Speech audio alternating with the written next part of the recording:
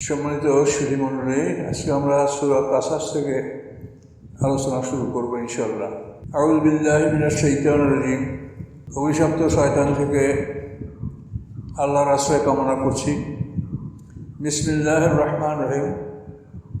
রহমান রহিম আল্লাহর নামে শুরু করছি। তসিন মিম আয়াতে মুতাশাবিহাতের অন্তর্ভুক্ত। তিলকা আয়াতুল কিতাবে মুবিন, এগুলি হচ্ছে স্পষ্ট কিতাবের আয়াতসমূহ। অর্থাৎ আমাদেরকে আল্লাহ তাআলা এখন যা শোনাবেন তা বলছেন যেগুলি স্পষ্ট কিতাবের আয়াতসমূহ, অর্থাৎ কোরআন কারীমের আয়াতসমূহ আমাদেরকে শোনানো হচ্ছে। আল্লাহ বলেন, নাতলু আলাইকা মিন নাবাই মূসা, আমি আপনার উপরে মুহাম্মদ সাল্লাল্লাহু আলাইহি ওয়াসাল্লাম মূসা আলাইহিস সালামের খবর তেলাওয়াত করছি। ও ফেরাউনা, এবং ফেরাউনের কিসসা, মূসা এবং ফেরাউনের ঘটনা আপনাকে আমি তেলাওয়াত করে শোনাচ্ছি হে রাসূল, বেল হক, সত্য সহকারে। এবং এই তেলাওয়াতটা কাদের জন্য? লিকওম ইউমিনুন, ওই জাতির জন্য যারা বিশ্বাস করে। তাহলে আল্লাহ তাআলা বলছেন যে আপনার উপরে আমি মূসা এবং ফেরাউনের কিসসা কাহিনী আমি তেলাওয়াত করে শোনাচ্ছি। কাদের জন্য? ওই জাতির জন্য যারা বিশ্বাস করে, তাদের জন্য সত্য সহকারে মূসা এবং ফেরাউনের বিবরণ আপনাকে আমি তেলাওয়াত করে শোনাচ্ছি, একথা আল্লাহ বলছেন। ইন্না ফেরাউনা আলা ফিল আরদ, নিশ্চয়ই ফেরাউন পৃথিবীতে অহংকার করেছিল।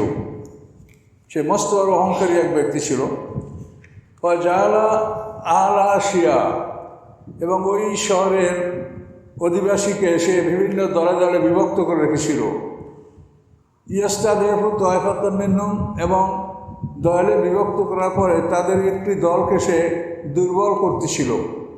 দুর্বল করার কী ধরনের দুর্বলরা করতেছিল, কী ধরনের দুর্বলতা তাদের উপরে চাপাচ্ছিল, সেটা আল্লাহ এখানে বলছেন যে একটা সম্প্রদায়কে তারা ফেরাউন দুর্বল করছিল, অক্ষম করে তুলছিল। কি করে? ইউযাব্বু আবনাহুম, ওই সম্প্রদায়ের পুত্র সন্তানগুলি তারা ফেরাউন জবাই করতেছিল। ওই ইয়াস্তাহি নিসাহুম, এবং তাদের কন্যা সন্তানদেরকে সে জীবিত রাখছিল।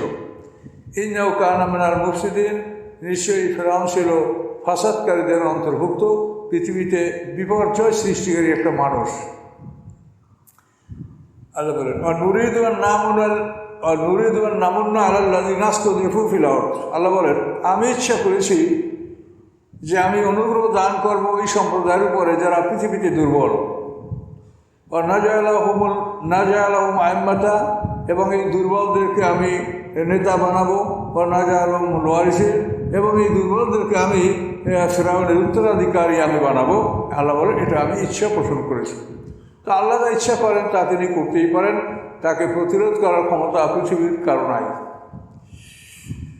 তো ফেরাউন সম্পর্কে বলা আছে যে 400 বছর সে মিশর শাসন করেছে।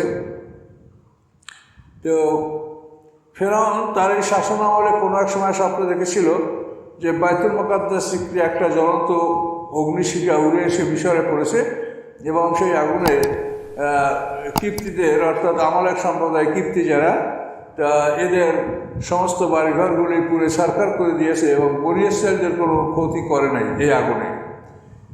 এই স্বপ্ন দেখে স্বপ্নের ব্যাখ্যাকারীদেরকে সে ব্যাখ্যা তলব করছিল।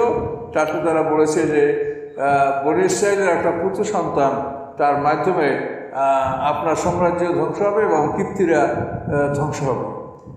তো এই স্বপ্ন দেখার পরে মূলত ফেরাউন এই অত্যাচারটা শুরু করছিল যে বনী ইসরাঈলদের পুত্র সন্তানকে তারা হত্যা করত এবং কন্যা সন্তানদেরকে জীবিত রাখত। তা আল্লাহ বলেন যে আমি ইচ্ছা করেছি যে এই দুর্বলদেরকে আমি পৃথিবীতে তাদের উপর অনুগ্রহ দান করবো।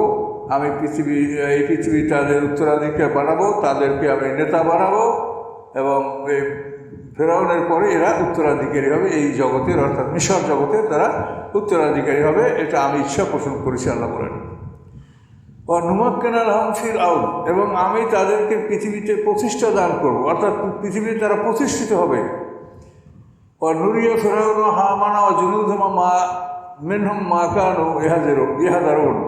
আল্লাহ বলছে, আমি দেখাবো ফেরাউনকে, তার উজির হামানকে এবং তার সৈন্যবাহিনীকে ফেরাউনকে এবং তার উজির হামান এবং তাদের উভয় সৈন্যবাহিনীকে আমি দেখাবো মা কানু ইহজারুন, যে তাদের থেকে যে ভয়টা তাদের ছিল, যে এই ভয় যে তারা বনী ইসরাঈলের হাতে তারা ধ্বংস হবে, এই জন্য তারা বনী ইসরাঈলকে হত্যা করতেছিল। আল্লাহ বলেন এই বিষয়টা আমি দেখাবো, যে বিষয়টা তারা ভয় করছিল এই বিষয়টা কীভাবে বাস্তবায়িত হয়, কীভাবে তারা ধ্বংস হবে, এটা আমি তাদেরকে দেখাবো। আল্লাহ তারা ঘোষণা করলেন ও আহাইনা এরা উম্মে মুসা আমের দেয়হি। আল্লাহ বলেন যে আমি মুসা আলাইহিস সালামের মাকে জানিয়ে দিলাম, তাকে অধ্যাদেশ করলাম যে তুমি তাকে দুধ পান করাতে থাকো। অর্থাৎ ফিরআউন সম্প্রদায়ের নিয়ম ছিল যে বনী ইসরাঈলের কোনো মহিলা যখন গর্ভবতী হতো আর যখন সেই মহিলা অ্যাডভান্স স্টেজ উপনীত হতো, অর্থাৎ তার সন্তান প্রসবের সময়টা কাছে আসতো, তখন দেখাশোনার জন্য কাবেলা মানে ধাত্রীমাতা নির্ধারণ করা হতো। সে ধাত্রীমাতা দেখবে যে ওই মহিলা কী সন্তান প্রসব করে। পুত্র সন্তান প্রসব করলে রাজদরবারে বা বিভিন্ন অঞ্চলে তার ফেরাউনের হত্যাকারী স্কোয়াড, কিলিং স্কোয়াড আছে, তাদেরকে খবর দিলে তারা সন্তানকে হত্যা করবে। তো এভাবেই মুসা আলাইহিস সালাম তার যে প্রহরী মহিলা, তার মায়ের প্রহরী মহিলা, তো মুসা আলাইহিস সালামের মায়ের নাম তাফসিরে বলা আছে ইয়ারখা লুকা, আর পিতার নাম ইমরান। তো মুসা আলাইহিস সালামের মা যখন মুসা আলাইহিস সালামকে প্রসব করবেন, তখন তার ধাত্রী ফেরাউনের পক্ষ থেকে ধাত্রীমাতা সেখানে উপস্থিত ছিল। তার সামনেই মুসা আলাইহিস সালামের মা ইয়ারখা বা লুকা তিনি মুসা আলাইহিস সালামকে প্রসব করেন। কিন্তু অবস্থাটা এমনই হয়েছে যে মুসা আলাইহিস সালামকে দেখার পরে ওই মহিলা এমনভাবে তার অন্তরের মধ্যে একটা ভালোবাসা প্রবেশ করেছে, একেবারে অন্তরের অন্তঃস্থলে তার ভালোবাসা এমনভাবে প্রবেশ করেছে যে সে মুসা আলাইহিস সালামকে দেখে তার মাকে বলল যে বোন, এরকম সুন্দর সন্তান আমি কোনোদিন দেখিনি, এর জন্য আমার খুবই মায়া লাগে। তা আমি মুসার ব্যাপারে আমি ফেরাউনকে বলবো না, কাজেই তুই তোর বাচ্চাকে তুই সংরক্ষণ কর, তোর কোনো ভয় নেই। এ বললো ধাত্রীমাতা। ওইদিকে আল্লাহ বললেন যে আমি মুসার মাকে জানিয়ে দিলাম যে আনের দেরিহে, যে তুমি তাকে দুধ পান করাতে থাকো। ফায়জা খেপতে আলিহে, যখন তুমি তার উপরে ভয় করবে যে এখন এই বিষয়টা প্রকাশ হয়ে যেতে পারে, ফালকি ফিরিয়ামবে, তখন তুমি তাকে সমুদ্রে নিক্ষেপ করো। ওলা তাকাফি ওলা তাহাজানি, তুমি ভয় করবে না, দুশ্চিন্তাও করবে না। ইন্নারা দুহিলাইকে, নিশ্চয়ই আমি ওই সন্তান তোমার কাছেই ফিরিয়ে আনবো। ও জাইলুমনাল মোরসালিন, এবং তাকে আমি রাসূলদের অন্তর্ভুক্ত করব। এই সব কথাগুলি মুসার মাকে আল্লাহ তাআলা ওহির মাধ্যমে ওই তার অন্তরে এটা আল্লাহ তাআলা এই আদেশ তাকে শোনাই দিলেন, জানাই দিলেন। এটা আমরা ওই মানে নবীদের ওহির মতোই ওহি না। যেমন আল্লাহ আমি মৌমাছিকে ওহি করলাম, এ হলো আল্লাহর পক্ষ থেকে একটা অধ্যাদেশ, একটা আদেশ তাদেরকে শুনিয়ে দেওয়া। ওয়াহা রব্বুকা লান-নাহলি, মৌমাছির কাছে আল্লাহ তাআলা ওহি করেছেন, ওইভাবে ওহি আল্লাহ এগুলো করেন, যাকে ইচ্ছা করেন তাকে এভাবে তার বিষয়টা জানিয়ে দেন। তো মুসা আলাইহিস সালামকে তার মা দুধ পান করাতে থাকেন। এভাবে বেশ কিছুদিন পার হতে থাকে। তারপরে এমন একটা সময় আসে, বেশ কিছু, তার বয়সটা তো কতদিন হয়েছিল, হয়তো 1 বছরের কম ছিল, এমন সময়ের মধ্যে এই ঘটনাটা ঘটেছে যে এখন মুসা আলাইহিস সালামের মা বিষয়টা অনুভব করছেন যে তার প্রতি অন্যান্য মহিলারা তারা প্রতিহিংসা পোষণ করছে, যে তাদের বুকের সন্তানকে হত্যা করা হয়েছে আর মুসা আলাইহিস সালামকে হত্যা করা হয়নি। এজন্য বিষয়টা এমন হয়েছে যে বিষয়টা এখন ফাঁস হয়ে যাবে, এরকম একটা সম্ভাবনা দেখা দিয়েছে। তো সম্মানিত শুধু তাই আল্লাহ তাআলা মুসার মাকে জানিয়ে দিলেন যে তুমি যখন ভয় করবে, ফালকি ফিলিয়ামে ফায়জা খেপতে আলে ফালকি ফিলিয়ামে, যখন তুমি তার উপরে ভয় করবে তখন তুমি তাকে দরিয়ায় নিক্ষেপ করে দিবে। তুমি কোনো ভয়ও করবে না, দুশ্চিন্তাও করবে না, আমি তোমার কাছে তাকে ফিরিয়ে দেব এবং আমি তাকে মুরসালিনদের অর্থাৎ রাসূলদের অন্তর্ভুক্ত করব। তো মুসা আলাইহিস সালামের মা যখন অনুভব করলেন যে সন্তানকে নিক্ষেপ করা প্রয়োজন, তখন তিনি এক কাঠ মিস্ত্রির কাছে গেলেন, যা বলেন যে আমাকে একটা সুন্দর সুন্দর বানিয়ে দাও, যেন তার মধ্যে পানি প্রবেশ না করে, সুন্দরভাবে বানিয়ে তারপরে আলকাতরা দিয়ে প্রলেপ দিয়ে দিবে যাতে পানি না ঢুকে। তো লোকটা বলল যে তুমি কি করবে? বলে যে আমি আমার একটা বাচ্চাকে নদীতে ফেলে দেবো। তখন ওই মিস্ত্রি বললো যে বেশ মজার ব্যাপার। সেই মিস্ত্রি বললো যে হ্যাঁ তোমাকে বানাই দেবো, কিন্তু মিস্ত্রি মনে করলো যে এই খবরটা যদি আমি ফেরাউন বাহিনীকে জানাতে পারি তাহলে আমি একটা বড় রকমের পুরস্কার পাবো, যেহেতু এই মহিলা সন্তানটাকে নদীতে নিক্ষেপ করবে, নিশ্চয়ই এই সন্তান বনী ইসরায়েলের হবে, এটা নিশ্চিত। তখন ওই মিস্ত্রি, কাঠ মিস্ত্রি, সে ফেরাউনের লোকজন যেখানে খবর দিলে তারা সন্তানকে হত্যা করে সেখানে গেল। ঢোকার পরে আল্লাহ তাআলা তার জবান বন্ধ করে দিল, কিছুই বলতে পারছে না, খালি করে হাঁ করে, কিন্তু কিছু শব্দ, তার কথা বোঝা যাচ্ছে না। এখন ওরা আর্মির লোক, ওরা বলে এই লোকটাকে অপরিচিত লোক, কথা বলতে এখানে কেন ঢুকছে? তো ওকে ধাক্কা দিয়ে বাইর করে দিয়ে যা এখান থেকে বাইর হওয়া। তো বের হয়ে চলে গেল। ওকে যখন বের করে দিয়েছে কিছু দূর যাওয়ার পরে ওর জবান খুলে গেল। তখন বললো যে আমার কি হলো, আমি তো কথা বলতে পারি আজীবন, আমার এটা কেন হলো? তো আমি আবার যাব। আবার যখন ওখানে যে ঢুকলো, এই ফেরাউনের সেই হত্যাকারীদের কাছে, সন্তান হত্যাকারীদের কক্ষে যখন প্রবেশ করলো, এবার তার জবানও বন্ধ হয়ে গেল, চোখও বন্ধ হয়ে গেল, চোখও দেখতে পাচ্ছে না। এখন খালি হাউমাউ করছে। তখন ওরা ওদেরকে ভালো করে পিটালো, যে একটা পিটান দিয়ে বেদব একবার আসে আই হুম করছে, আর এখন আর হাউমাউ করছে, আর পিটা ভালো রকম পিটান দিয়ে বাইর করে দিয়েছে। পিটান দিয়ে বাইর করে দেওয়ার পরে কোনো উপায় নাই, ও আবার চলতে লাগলো। কিছু দূর যাওয়ার পরে ভালো হয়ে গেল।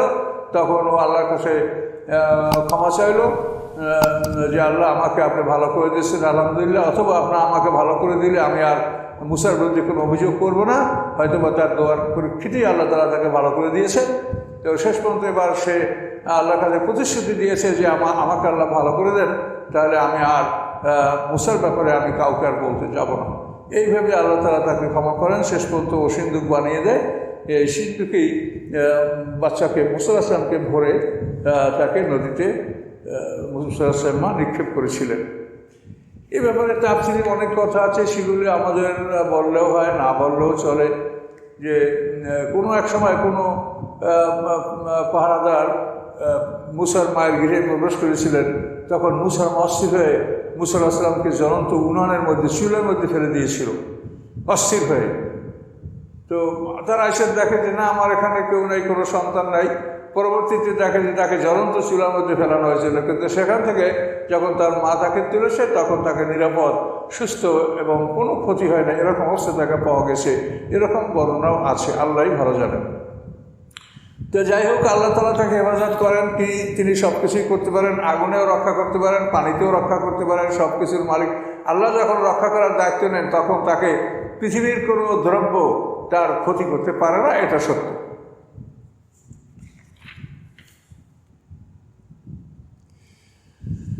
এভাবে মুসা আলাইহিস সালামের মা মুসা আলাইহিস সালামকে নদীতে ফেলে দিলেন, এবং নদী কেনারায় কেনারায় নদী সিন্দুকটাকে বহন করতেছিল।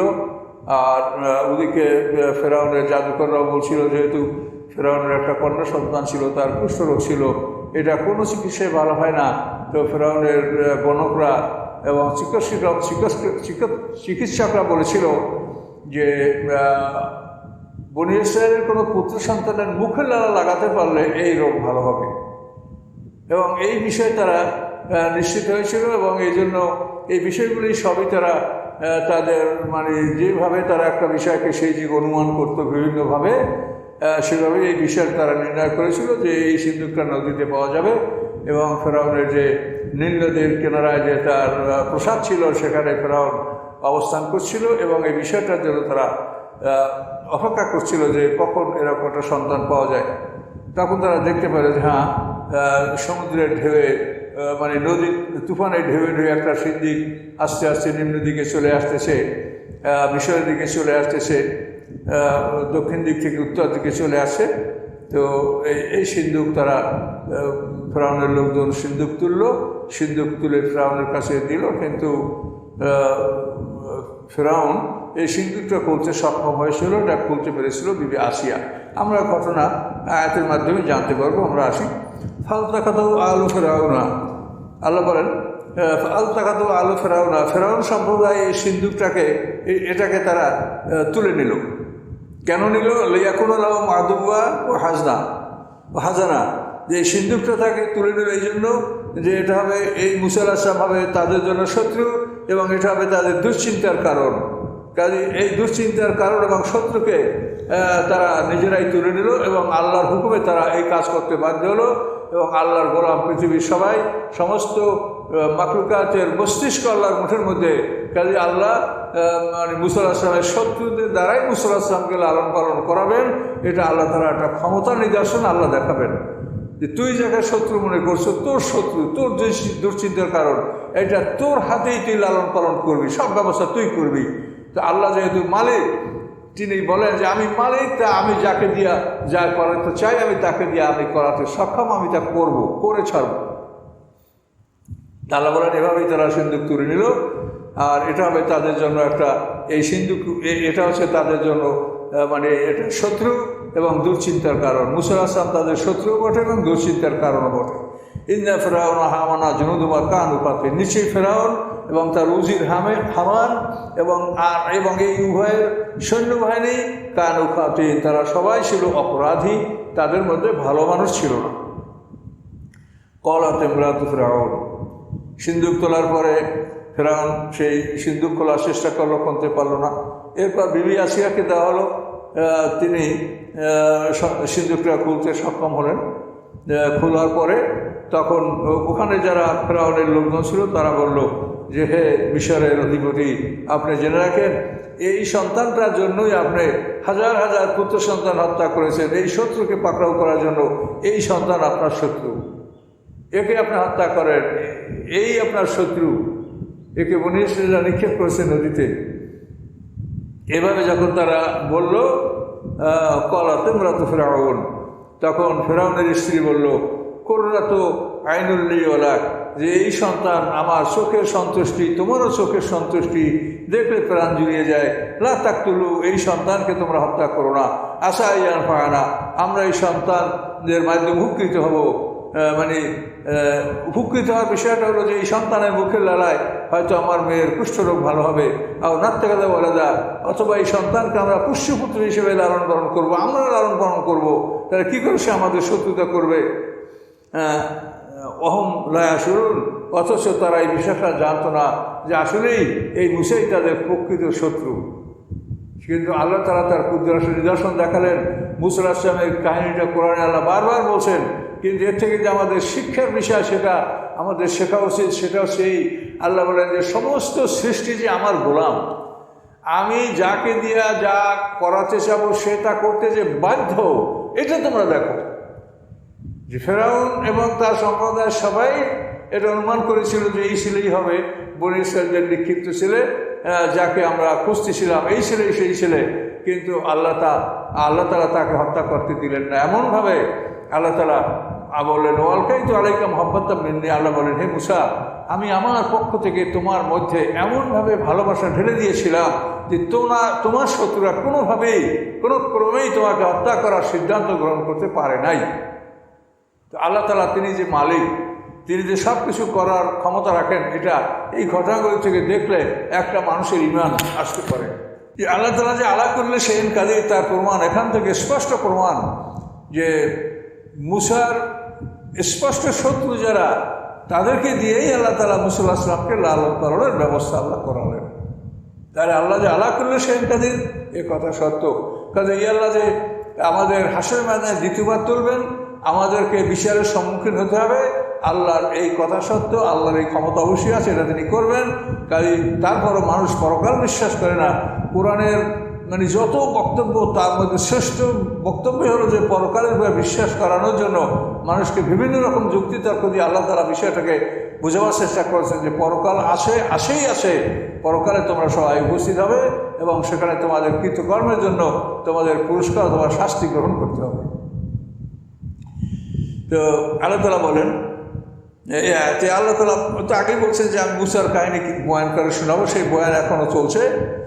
তো ফেরাউনের স্ত্রী বলল যে না, তাকে হত্যা করো না, এই সন্তান আমাদের হুকারে আসতে পারে, অর্থাৎ এই সন্তানের মুখের লালায় আমার কন্যার সন্তানের যে কুষ্ঠরোগ আছে এটা ভালো হতে পারে। আর বিবি আসিয়া যুক্তি দান করলেন যে এই মিশরের মধ্যে প্রবাহিত নীল নদ, বহু দীর্ঘ নদ, আলেকজান্দ্রিয়া মোহনা আর ভিক্টোরিয়া হ্রদে তার দক্ষিণ সাইড ভিক্টোরিয়া হ্রদের সাথে মিলিত বিশাল এলাকা, কয়েকটা দেশ জুড়ে এই নীল নদী। কাজে এই নীল নদীতে সিন্ধুক পাওয়া গেছে। কাজে এটা সম্পূর্ণ বনি ইসরায়েল এলাকা নয়, নীল নদীটা বনি ইসরায়েল ছাড়া অন্যদেরও এলাকা, অন্যদেরও নদী। কাজে বনি ইসরায়েলরা এই সন্তান ফেলেছে, এটা তোমরা কী করে নিশ্চিত হতে পারো? বিবি আসিয়া সৈন্যবাহিনী এবং রাজদরবারের অন্যদেরকে এভাবে যুক্তি দিলেন যে বনি ইসরায়েলের সন্তান নাও হতে পারে, কাজে এই সন্তানকে আমি হত্যা করব না। আমার চোখের সন্তুষ্টি, এই সন্তান আমাদের উপকারে আসতে পারে, এই সন্তানকে আমি পুষ্যপুত্র হিসেবে নিজে লালন পালন আমি করব। এভাবে ফেরাউন দরবারে যখন একটা সিদ্ধান্ত গৃহীত হলো যে সন্তানকে হত্যা করা হবে না, লালন পালন করা হবে, এখন তাকে দুধ পান করানোর জন্য ব্যবস্থাটা এটা জরুরি হয়ে পড়েছে। এখন মুসা আলাইহিস সালামের অবস্থাটা এমন আল্লাহ করলেন যে ওই দরবারে যত ধাত্রী মাতা আছে কারো দুধ মুসা আলাইহিস সালাম মুখে নিচ্ছে না, গ্রহণ করছে না। এইভাবে চেষ্টা করে করে 8 দিন পর্যন্ত পার হয়ে গেছে। তাফসীর কারকবার এর মধ্যে মুসা আলাইহিস সালাম শুধু ক্ষুধায় চিৎকার করে বেড়াচ্ছে, কিন্তু কোনো মহিলার দুধ সে গ্রহণ করছে না। এরপরে তাকে রাজদরবারের ভিতর থেকে বাইরে আনা হলো যে রাজদরবারের বাইরে এমন কোনো ধাত্রীমাতা আছে কি না যে যার দুধ এই সন্তান পান করবে। এভাবে মুসা আলাইহিস সালামকে দরবারের বাইরে নিয়ে আসা হলো। আর ওদিকে আমরা এই মুসা আলাইহিস সালামের কেসে তো পরপর কয়েকটা সূরায় ব্যাপকভাবে আল্লাহ আলোচনা করেছেন। ওই অন্য সূরায় যেখানে বলা আছে যে মুসা আলাইহিস সালামের বোন পিছনে দেখতেছিল যে সিন্ধু কোথায় কোথায় ভেসে যাচ্ছে, ওই বোন দরবারের কাছাকাছি অবস্থান করছিল, খোঁজখবর নিচ্ছিল যে মুসা আলাইহিস সালামের কী হয়। মুসা আলাইহিস সালামের এই বোন, যে বোন সম্পর্কে তাফসীরে বলা আছে যে এর সাথে হাসরের বাজারে বিচারের পরে আল্লাহ রসুলের সাথে এই মহিলার সাথে বিয়ে হবে। আর মরিয়াম ঈসা আলাইহিস সালাম তার সাথেও আল্লাহ রসুলের সাথে হাসরের বাজারে বিচারের পরে মরিয়াম এর সাথে আল্লাহ রসুলের বিবাহ হবে। তো এই দুই মহিলার সাথে বিবাহ হওয়ার কথা কোরআন পাকে সূরা কাসাসের এই সূরার তাফসীরে এটা বলা আছে যে বিবি খাদিজাকে আল্লাহ রসুল বলেছেন যে পৃথিবীর দুই মহিলা, 3 মহিলা এলো, এক হলো মরিয়াম বাতুল, তারপরে 2 নম্বর হলো ফেরাউনের স্ত্রী বিবি আসিয়া, এবং 3 নম্বর হচ্ছে মুসা আলাইহিস সালাম এই বোন, তার নাম কুলসুম বা মরিয়াম, 2টা নাম তার আছে। তো এই 3 জন মহিলার সাথে এই সূরা কাসাসের তাফসীর কাকরাই কথা উল্লেখ করেছেন যে এই 3 জন মহিলা, যেহেতু ঈসা আলাইহিস সালামের মা পৃথিবীতে তার বিয়ে হয় নাই মরিয়াম, তারপরে বিবি আসিয়া তার স্বামী চিরতরে জাহান্নামী, এই আসিয়ার বিবাহ হবে জান্নাতে আল্লাহ রসুলের সাথে। আর মুসা আলাইহিস সালামের বোন মরিয়াম বা কুসুম, তার সাথেও আল্লাহ রসুলের সাথে বিবাহ হবে। যেহেতু তার যে যতটা আমরা জানতে পারছি তা হলো যে এই ফেরাউনের দরবারে মুসা আলাইহিস সালাম থাকাকালীন অবস্থায় এই বোন মুসা আলাইহিস সালামের দুধ পান করানোর যে ব্যবস্থাপনা, এখানে তার বিরাট ভূমিকা ছিল। তো আল্লাহই ভালো জানেন এই বিষয়গুলি এভাবে তাফসীর কারকরা বলেছেন। এবং এটার সাথে বাস্তবতা আছে, তার হলো যে সমস্ত নারীরা জান্নাতি এবং তার স্বামী যদি জাহান্নামী হয়, তো ওই নারীদেরকে জান্নাতের সুপুরুষদের সাথে আল্লাহ তাআলা বিবাহের ব্যবস্থা করে দেবে। কোনো নারীর একাধিক স্বামী যদি জান্নাতি হয়, তাহলে ওই নারী তার শেষ স্বামীর সাথে জান্নাতে বসবাস করবে। এই জন্য আল্লাহ রসুলের স্ত্রীদেরকে অন্য স্বামী গ্রহণ করতে আল্লাহ নিষেধ করেছেন, বরং হারাম করে দিয়েছেন। রসুলের স্ত্রীদের আগের স্বামী ছিল, কিন্তু আল্লাহ রসুলের সাথে বিবাহ হওয়ার পরে আর অন্য বিবাহ তাদের জন্য নিষিদ্ধ করা হয়েছে। তাহলে আল্লাহ রসুলই হলেন আল্লাহ রসুলের স্ত্রীদের শেষ স্বামী, এই জন্য এরা সব আল্লাহ রসুলের সাথে জান্নাতি হবে। তো সম্মানিত সুধী, তো আল্লাহ বলেন মুসা আলাইহিস সালামকে দুধ পান করার চেষ্টা করা হচ্ছে। দরবারের কোনো মহিলা সে দুধ গ্রহণ করলে এরপরে তাকে রাজদরবার থেকে বাইরে নিয়ে আসা হয়েছে। তখন মুসা আলাইহিস সালামের বোন তাদেরকে বলতে সুযোগ পেয়েছেন যে আমার খোঁজে এক ভালো মহিলা আছে, তার দুধ সকল ছেলেরা খুব পছন্দ করে। তখন তারা বলল যে হ্যাঁ, তাকে তারা নিয়ে আসো। তখন এই মুসা আলাইহিস সালামের বোন মাকে বলল, মাকে বলার পরে মা তো অস্থির হয়ে গেল যে আমার ছেলে কোথায়, ফেরাউনের দরবারে। তখন এই শুনে তার অন্তরটা মনে হয় যেন জ্ঞান শূন্য হয়ে গেল। ওয়াসফা ফুয়াদু মেবুসে ফারেগা, মুসা আলাইহিস সালামের মায়ের হৃদয়টা উন্মুক্ত হয়ে গেল, মানে মনে হয় যেন জ্ঞান উড়ে গেল, জ্ঞান নাই, জ্ঞান শূন্য হয়ে পড়লো।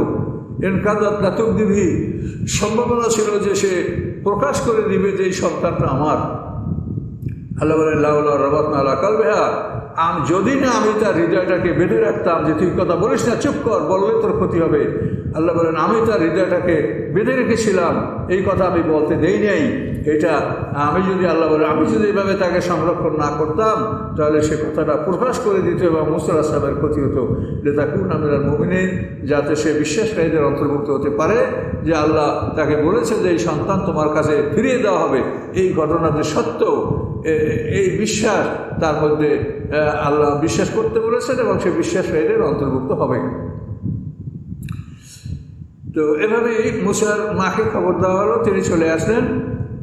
চলে আসার পরে মুসা আলাইহিস সালামের ঘেরান পেয়েই কান্না বন্ধ করে দিল। মুসা আলাইহিস সালাম তখন ফেরাউনের হাতে ছিল, ফেরাউন তাকে নাচাচ্ছিল, দোলাচ্ছিল যে তাদের কান্না বন্ধ হয়। তো মায়ের ঘেরান পেয়েই মুসা আলাইহিস সালাম কান্না বন্ধ করে দিল। ফেরাউন অবাক হয়ে গেল যে মহিলা কেমন অবাক কাণ্ড, যে আসতেই মায়ের ঘেরান পেয়ে বা যে মহিলার ঘেরান পেয়ে সে কান্না বন্ধ করে দিল।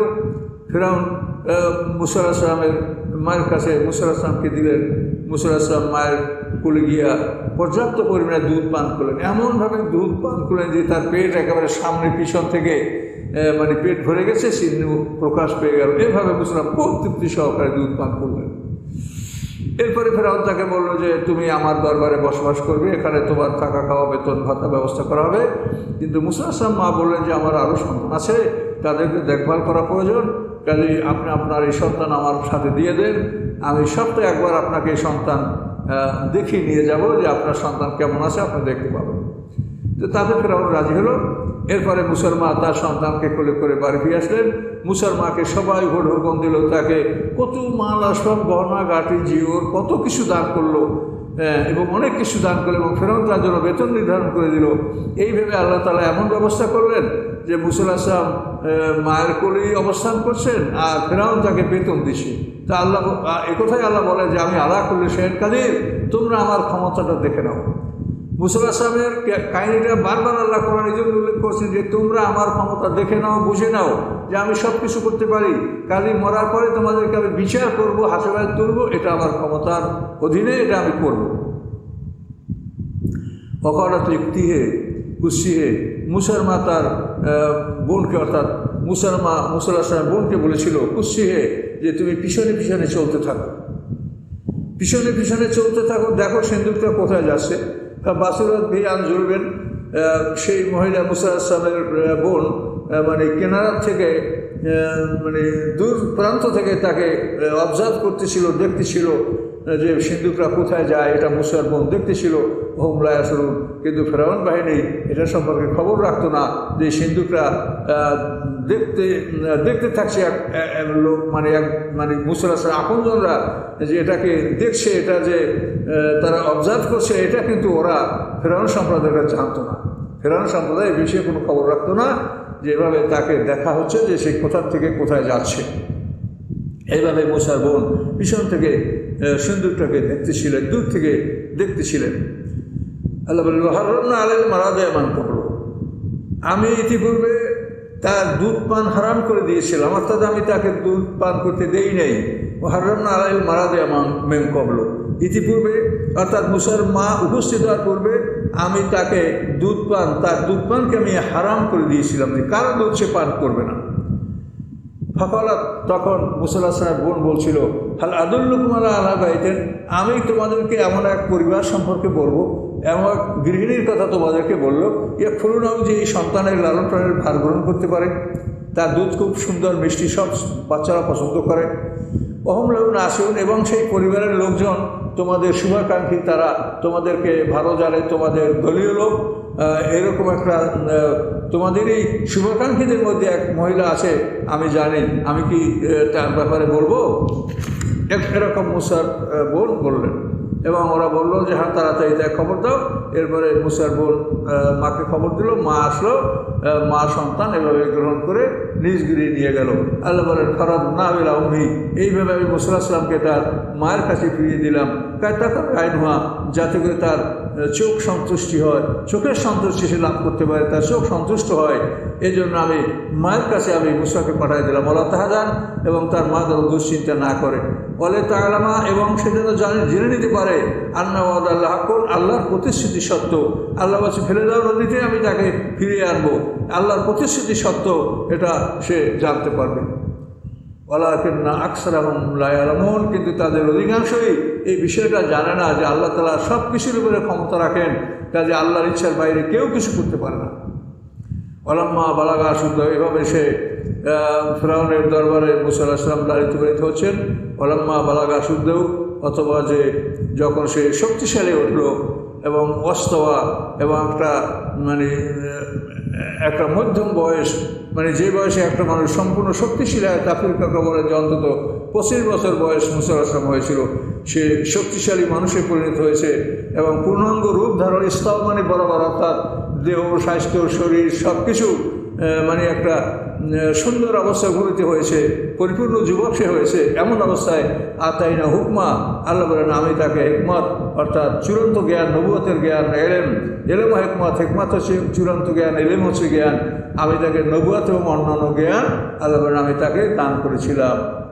ও কাযালিকা নাজিল মুহসিনিন, আর এভাবেই আমি সৎকর্মশীলদেরকে আমি মুক্তি দিয়ে থাকি, আল্লাহ তাআলা এটা ঘোষণা করলেন।